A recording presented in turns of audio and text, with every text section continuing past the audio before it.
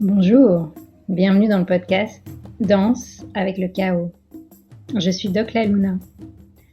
L'Inde, mon pays d'origine, m'a appris à danser avec le chaos, à faire des obstacles de la vie, des opportunités pour grandir. Après une carrière de médecin classique, je décide de quitter la blouse blanche. Je ne me retrouve plus dans les codes de notre société patriarcale, post-colonialiste. Les sujets qui me passionnent, se réapproprier les sagesses de son corps, de ses sens, de ses cycles, écouter les messages de son âme, incarner sa mission de vie et sa puissance, contribuer à partir d'un espace de guérison et d'alignement, être au service de la vie, déployer sa vision intégrative, incarner sa spiritualité dans ce monde.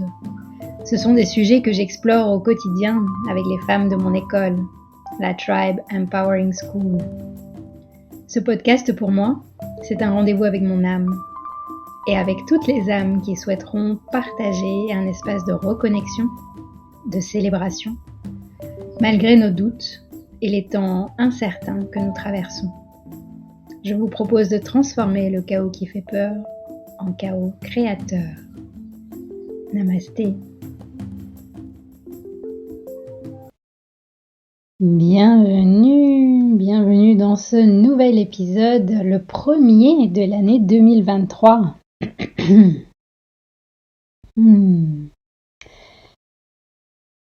Si j'avais un seul engagement envers moi-même pour 2023, c'est la thématique d'aujourd'hui ensemble et je me réjouis de pouvoir la décortiquer avec vous. Pour vous donner un peu le contexte, je voulais enregistrer cet épisode le 1er janvier. Mais voilà, le jour où j'enregistre, c'est le 11. Et le temps a filé à une vitesse juste pas croyable. Et pourtant, je n'ai pas l'impression d'avoir fait tant de choses que ça. J'aurais pu poster un épisode enregistré avec une invitée, parce que j'en ai 3 superbes qui sont prêtes. Mais pour le tout premier épisode de l'année, j'avais vraiment envie d'être en solo avec vous. Et j'attendais en fait de sentir ce qui vibre en moi, ce que j'ai vraiment envie de vous partager pour cette nouvelle année. Au-delà des vœux de bonne santé, voilà. Dans mes vœux d'ailleurs, je souhaite aux personnes de mon entourage une année vibrante. Une année qui va permettre de traverser les vagues, de sentir la vie qui nous traverse, quoi qu'il se passe, de nous sentir vivants. Donc c'est aussi une invitation pour moi à sentir ce qui vibre avant de partager. Et le scoop, c'est que rien n'a vraiment vibré jusqu'à ce matin. Ou plutôt, il y a plein de choses qui vibrent, plein de choses qui m'interpellent dans notre monde, plein de choses que j'ai envie de partager. Mais malheureusement, je ne sentais pas le flow, le truc évident qui allait émerger, le sujet qui allait venir tout seul. Il se trouve que depuis quelques semaines, je suis sortie de ma grotte et je me rends vraiment compte que le monde va pas super du tout, à tous les niveaux. Et là, je sens vraiment le mode colère activé, en particulier avec ce qui se passe aux Antilles. En ce moment, vous avez peut-être entendu parler de la décision de justice française sur le scandale du chlordécone et je me rends compte que ça me touche vraiment. Donc c'est un pesticide cancérigène qui a été utilisé pendant plus de 10 ans aux Antilles. Dans les plantations de bananeraies, alors que l'État français connaissait déjà les effets nocifs sur la santé et sur la terre. Donc, dans ce chaos méga présent, parce que pour moi, ce qui se passe aux Antilles, là, c'est juste un échantillon qui est complètement relié à ce que je décris dans mon livre, Devenir sa propre médecine, qui sont les dragons de l'histoire qui se répètent aujourd'hui dans le présent. J'ai l'impression que la seule solution qui m'est proposée, c'est de revenir à l'essentiel. De revenir à cet essentiel sur lequel nous avons prise, dans lequel nous avons encore notre puissance. Et à partir de cet espace, ensuite, nous ouvrir au chaos du monde et agir depuis un espace juste où nous pouvons incarner nos valeurs. Alors avant de vous révéler mon essentiel et mon engagement pour prendre soin de cet essentiel, je vous propose la traditionnelle bulle de reconnexion. Installez-vous confortablement.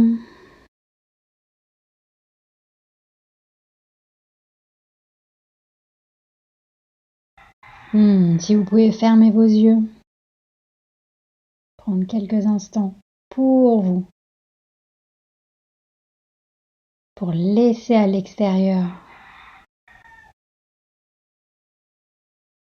tout ce qui ne nous sert à rien, là, maintenant.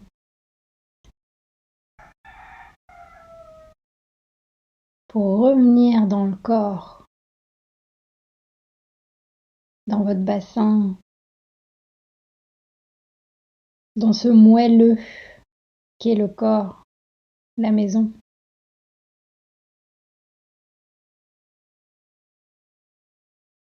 Et sentir comment c'est à la maison.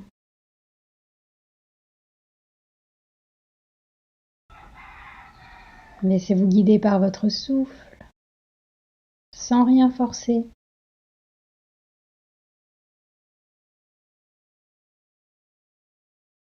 En accueillant ce qui est présent.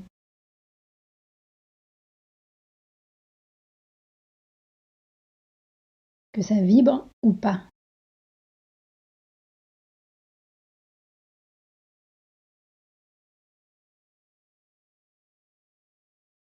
Au-delà de vos rêves, de vos envies, de vos désirs. Quand on plonge à l'intérieur, dans nos profondeurs,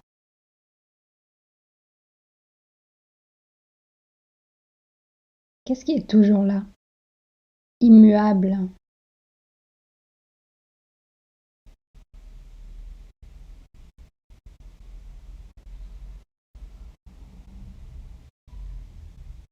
Qu'est-ce qui reste dans l'inspiration et dans l'expiration?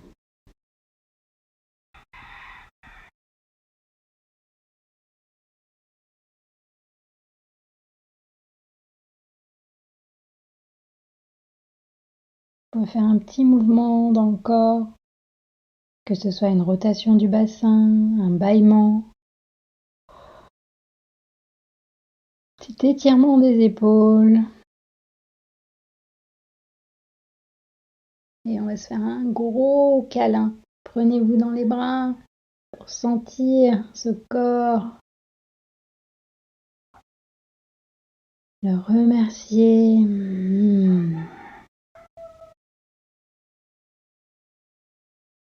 Sentez cette antenne qui reçoit toutes les informations, qui fait le tri jour et nuit pour vous.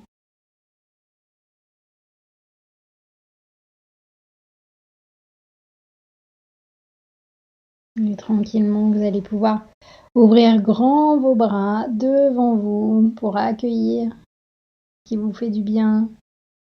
Une pensée, une couleur, une envie. Et tranquillement, on va relâcher. Relâcher tout ce qui a besoin d'être relâché pour revenir ici et maintenant. Merci. Alors pour moi, mon essentiel, que je me rends compte vraiment ces derniers jours, c'est mon système nerveux. Ce qui m'a fait tilt, en fait, ces dernières heures, ces derniers jours, c'était à quel point il était indispensable, son système nerveux. C'est vraiment l'interface entre le monde intérieur et le monde extérieur. Et j'ai touché un peu du doigt cette fragilité de l'interface. J'ai réalisé dans différents moments que j'ai traversés, au moment de sortie de ma bulle justement, pour aller voir ce qui se passe dans le monde, en regardant un documentaire par exemple, ou en allant voir des nouvelles, que à ces moments-là, avec une émotion intense, je perdais la sensation d'être dans mon corps. J'avais l'impression d'être mélangée à l'actualité, au chaos du monde, d'être quelque part ce chaos du monde. Et j'ai eu l'étrange sensation plusieurs fois d'avoir la sensation d'être décorporé. Ouais, la sensation de ne plus avoir de corps, de flotter parmi toutes ces informations, de me laisser envahir par ces énergies, ces émotions. Alors c'était des moments fugaces qui ne duraient pas plus de quelques minutes, mais qu'est-ce que ça fait peur? Ça crée vraiment une forme d'anxiété. C'est probablement en lien avec la fameuse éco-anxiété, hein. Et je me dis, avec l'arrivée de tous ces mondes virtuels, du métaverse, tout ce qu'on nous vend en fait aujourd'hui avec Internet et le monde immatérialisé, on va être complètement déconnecté de notre être. Et c'est un peu ces sensations-là qu'on va vivre, ces sensations de décorporation où en fait c'est une intelligence artificielle extérieure à nous qui va nous injecter quelque part ce qu'on peut ressentir ou pas, comment on veut agir ou pas. Et je me dis waouh, quelque part c'est la continuité de l'esclavage. Et donc la manière dont nous percevons notre corps, dont nous percevons nos ressources, nos énergies, la manière dont nous percevons le monde et les autres, dépend quelque part de ces lunettes, de cette interface qui est notre système nerveux. Et j'ai envie de dire, évidemment, tout est précieux en nous, mais de focaliser le fait que je pense que ce qu'il faut vraiment qu'on prenne soin aujourd'hui, c'est de notre système nerveux par rapport au contexte actuel. On sait en médecine occidentale que le système nerveux, c'est le siège du stress, c'est là où le stress agit en premier, c'est là où c'est à cause d'un déséquilibre du système nerveux qu'on voit pas mal de maladies qui se déclenchent. Différentes maladies, il y en a énormément, il y a notamment le burn-out, donc on sait déjà ça, mais là le fait de le vivre, de le sentir, pour moi c'est vraiment une urgence. Et c'est dans ces moments de virtualité qu'on se rend compte que tant qu'on a encore un corps et qu'on peut encore y avoir accès, allons-y, prenons soin de lui. Et c'est intéressant d'en savoir un peu plus sur de quoi est composé le système nerveux, en tout cas comment il fonctionne.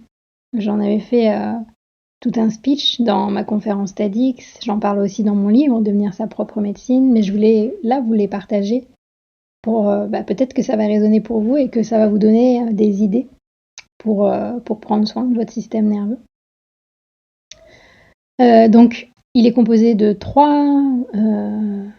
facettes, on va dire, trois manières de fonctionner. Et ces trois branches sont complémentaires, intriquées, intégratives et indispensables pour que nous soyons capables de vivre, de ressentir, de créer, mais de guérir dans ce monde. Donc on a le système nerveux sensoriel et sensitif. C'est la part de nous qui est capable de ressentir les informations du monde extérieur et du monde intérieur via nos 5 sens. C'est vraiment l'information qui passe par nos organes sensoriels, par notre peau. Et puis c'est aussi notre capacité à ressentir nos émotions à travers un langage corporel aussi, parce qu'on sait que nos émotions nous parlent aussi à travers des symptômes du corps et nos énergies aussi. Donc toutes ces informations qui vont nous permettre de sentir le mouvement à l'intérieur et à l'extérieur, qui nous ramènent aussi dans le présent quand on les conscientise. J'ai envie de dire, c'est un peu l'équivalent de notre yin du système nerveux, ou le féminin, qui est réceptif et qui reçoit les informations. On a ensuite, comme deuxième composante, le système nerveux analytique. Donc c'est des parties du cerveau, de la moelle épinière, mais aussi d'autres endroits du corps, qui reçoit les informations, qui analyse, qui organise, qui est capable de planifier. Et surtout, là c'est un point important, qui est capable de faire des ponts entre réalité virtuelle du passé et du futur. Puisqu'il va être capable de puiser dans nos mémoires, dans nos expériences précédentes, dans nos comportements précédents, et de faire des projections. Donc j'ai envie de dire, c'est un peu un mix de notre yin et de notre yang dans le système nerveux. Et enfin, la troisième composante de notre système nerveux qui joue un rôle tout aussi important, c'est le système nerveux moteur. Donc c'est toutes nos structures qui nous permettent de passer à l'action. Là, on va dire que c'est vraiment notre yang, notre énergie masculine, qui est véhiculée par cette part de notre système nerveux. Et ce qui se passe, c'est que dans notre monde hyper connecté, devinez quel est le système nerveux le plus activé? Et bien sûr, c'est le système nerveux analytique et moteur. Analytique, on est sursaturé en information, cette fameuse infobésité. Et par contre, dans le système nerveux moteur, on n'est poussé pas à agir depuis un espace de présence et d'équilibre, on est poussé à réagir. Du coup, le système nerveux moteur, ça devient plus des réflexes, quelque part, une automatisation. Et qu'est-ce qui se passe pour le système nerveux sensoriel et sensitif? On est saturé d'informations négatives, lourdes, qui créent de la confusion, et on n'apprend pas à le protéger et à le développer, au contraire, à bon escient pour nous nourrir d'informations qui nous font du bien. Donc ça crée un bruit de fond anxiogène où nous nous sentons impuissants, victimes, et il se réveille uniquement pour nous dire qu'on a mal et pour nous envoyer des informations désagréables. Donc ça crée vraiment un cercle vicieux. Or, rappelons-nous, et ça c'est vraiment important, on peut le stimuler. C'est à nous, quelque part, de prendre cet engagement, c'est de le stimuler avec des signaux agréables qui nous font du bien, qui nous ramènent à notre puissance, notre créativité, à nos vibrations qui nous portent. Et là, c'est vraiment un trésor inestimable. Ça, je le répète tout le temps à mes élèves de la Tribe Empowering School. C'est qu'on a vraiment cette capacité à redessiner notre schéma corporel. Vous savez sûrement, on a ces capacités de neuroplasticité, donc rien n'est figé dans notre système nerveux. Bien que, à l'âge de l'enfant, jusqu'au début de l'adolescence, il y a une hyper, on va dire, plasticité, mais après, elle peut continuer et ça ne tient qu'à nous, en fait, de développer cette faculté-là. Alors, bien sûr, là, je vous ai mis le focus sur le système nerveux réceptif, mais on a aussi besoin de connecter au système nerveux analytique et moteur, parce que tout va ensemble. Tout est intégratif et le tout, c'est de trouver un équilibre entre ces trois composantes, entre le je ressens, j'analyse et j'agis. Là, posez-vous la question, est-ce que vous avez une facilité à activer l'une de ces trois composantes, plus que les deux autres? Moi, par exemple, je sais que jusqu'à l'âge de 30 ans, j'étais beaucoup dans l'analyse, ensuite l'action, et le ressenti en dernier. Parce que j'avais pas d'outils pour comprendre et développer cette capacité à ressentir. Et du coup, pour moi, ressentir, c'était souvent associé à des signaux de douleur, une entorse de cheville, des brûlures d'estomac. Je savais pas comment je me sentais dans mon corps quand ça allait bien. Et puis, à partir de 30-33 ans, en m'intéressant au yoga, à la méditation, en me formant, en découvrant l'Ayurveda, en découvrant ce potentiel vibratoire que nous avons, j'ai appris que je pouvais développer ces différentes palettes de ressentis et que, en fait, c'était vraiment complémentaire. Et ça m'a permis, en fait, du coup, d'aller chercher l'équilibre. Et après, quand je me suis intéressée à l'univers du féminin sacré, des cycles, quand on est une femme, je me suis rendu compte que j'avais des facilités à être dans l'une de ces trois composantes en fonction des moments de mon cycle. Donc, si vous êtes une femme aussi, que vous êtes cyclique, que vous êtes réglée, essayez de voir si, en fonction d'où vous en êtes dans votre cycle, vous êtes plus dans le ressenti, plus dans l'analyse ou plus dans l'action. Et du coup, ça me permet de vous partager, et je pense que vous l'avez sûrement un peu deviné, mon seul engagement envers moi-même pour cette année 2023. Bien sûr, j'ai plein de rêves, plein de désirs, j'ai une phrase de vision et une intention qui vont m'accompagner pour traverser les hauts et les bas. Mais quelque part, tout ça, ça se résume à un seul engagement, c'est de prendre soin de ce système nerveux qui me permet de percevoir. Et c'est vraiment tout un domaine passionnant que les sagesses ancestrales ont déjà exploré, que ce soit l'Ayurveda, que ce soit le taoïsme. Et aujourd'hui, plus que jamais, c'est vraiment d'actualité. Voici quelques pistes, si c'est un engagement qui vous parle aussi, de prendre soin de votre système nerveux. Ça veut dire quoi? Qu'est-ce que je vais faire concrètement? Moi, par exemple, depuis ces dernières semaines, en fait, je me rends compte que dans mon lit le matin, avant de me lever, avant de faire mon yoga dans mon lit, j'envoie de la gratitude à mon système nerveux. Je me connecte en fait aux sensations dans les orteils, dans le corps, dans les différentes parties du corps. Et puis je me connecte comme un renouveau à mes 5 sens. Je sens l'air que j'inspire. J'écoute mon corps respirer. Je sens ce qui se passe dans ma bouche. Je regarde avec des yeux nouveaux. J'écoute aussi le silence ou le vent. J'admire après le paysage parce que la nature est juste magnifique devant ma chambre, mais voilà, ça me permet de me nourrir d'informations déjà qui me connectent quelque part à cette nature. Ensuite, prendre soin de son système nerveux, pour moi, c'est vraiment le plus souvent possible de conscientiser tout ce que je fais et de revenir à l'instant présent. C'est-à-dire que je vais traquer les moments où je passe en mode automatique, à rentrer à mouliner dans ma tête, ou à faire des actions de manière automatique. J'essaie vraiment de mettre le plus souvent possible de la conscience. De dire, ah tiens, là je vois que je suis en train de faire ça. Ça ne veut pas dire éviter quelque chose, ça ne veut pas dire arrêter de me juger, arrêter d'avoir des pensées en boucle automatique, non. Mais c'est juste à chaque fois de faire ce petit exercice de je me positionne, je m'observe, je suis en train de faire ça, d'accord. Et je pense que ça aide énormément aussi, donc pour sortir du mode automatique et permettre, quelque part, une forme d'homéostasie, de retour à l'homéostasie du système nerveux. Ensuite, choisir, vous, ce que vous allez mettre dans votre système nerveux. Que ce soit les informations sensorielles, les aliments, les couleurs, les relations, en fait, tout ce qui vous connecte à l'extérieur et que vous décidez de rentrer à l'intérieur, choisissez ce que vous voulez rentrer et ce qui ne vous fait pas du bien, posez-vous et réfléchissez, est-ce que ça vaut vraiment le coup? Ça, pareil, ça paraît simple comme exercice, c'est dur, hein, déjà.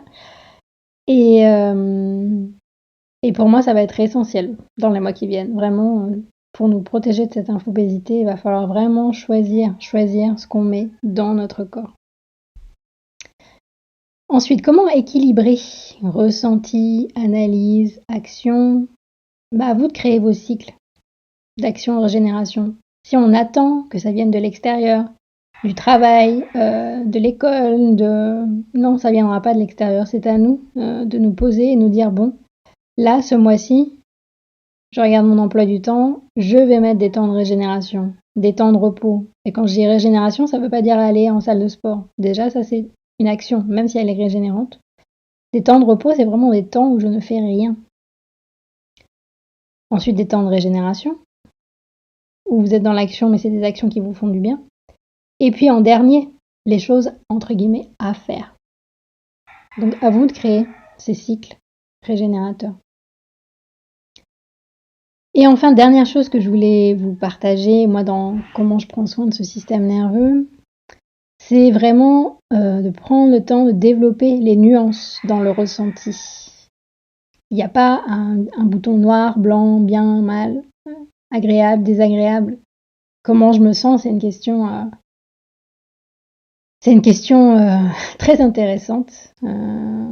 Où au début, je sais que je répondais, je me sens bien ou je me sens mal. Mais non, en fait, ça c'est encore une éducation de notre patriarcat qui voit les choses en mode dualité.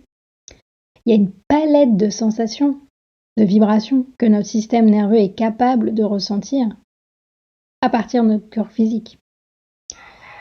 Moi, je m'étais éclatée à répertorier 8 vibrations originelles inspirées des lois universelles, du Dharma, des chakras et des éléments, où on voit que les neurosciences peuvent expliquer pas mal de choses. Et ces 8 vibrations nous permettent de nous connecter à nos ressources innées. Si vous avez fait le challenge Dharma Flow, vous les connaissez sûrement. Et sinon, je vais vous les réénumérer et regardez quelles sont celles qui vous parlent, où vous avez la facilité à y aller. Et puis celles peut-être qui sont moins activées chez vous, mais que vous allez peut-être pouvoir justement vous engager à prendre soin. Donc la première vibration en lien avec le premier chakra, donc, c'est notre capacité à ressentir une sécurité intérieure, une stabilité.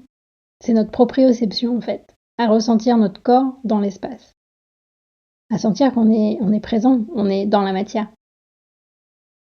La deuxième vibration, perception, c'est la perception du flot qui nous permet de créer, de faire partie de la créativité de la vie, et ça avec une forme de joie et d'ouverture.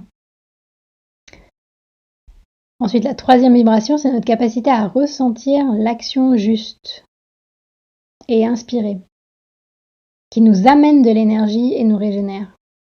Et pas une action qui nous vide de notre énergie. Après, il y a notre capacité à éprouver de la gratitude, à nous émerveiller, à être dans l'amour et l'accueil de ce qui est. Puis il y a notre capacité à ressentir la parole juste, à exprimer notre vérité, notre voix, dans son entièreté.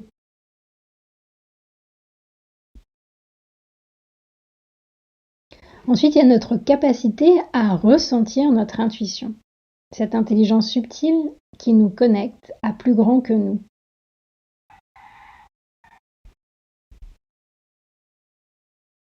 La septième vibration, le septième ressenti, c'est notre capacité à ressentir la vibration de plénitude et d'abondance que l'on trouve dans la nature. Dès qu'on se balade dans la nature, on ressent que tout est déjà là, qu'il n'y a pas besoin de l'intervention humaine, qu'il y a une intelligence plus grande qui régit le vivant et dont nous faisons partie.